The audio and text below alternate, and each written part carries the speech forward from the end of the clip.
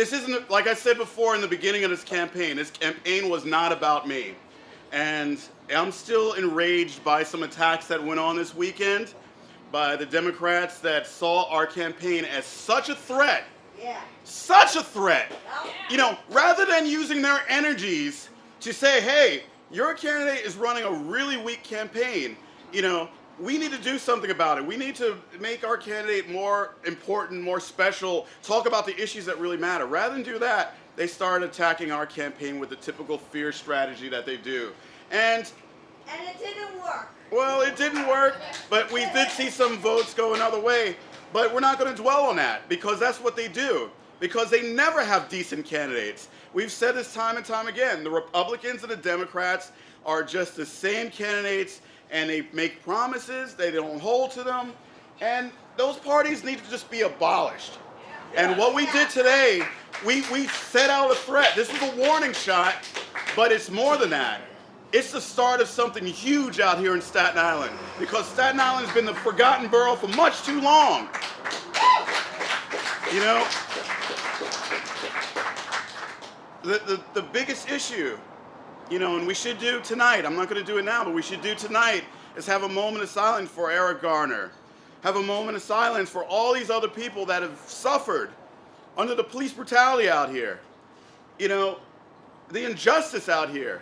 And as we said on the campaign trail, the only one that's been indicted or the only one that served jail time in the death of Eric Garner was Ramsey Orta. And these are the injustices that we face. And I swear, Staten Island, it needs to come around. And the only way it's going to happen is by the people in this room right now. You are the building parts of something great that we can do. Starting tomorrow, you know, we're going to start organizing and start building a new movement out here.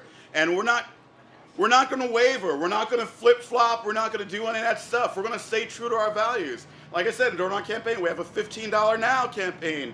You know, this is what we need. We need a living wage in this country.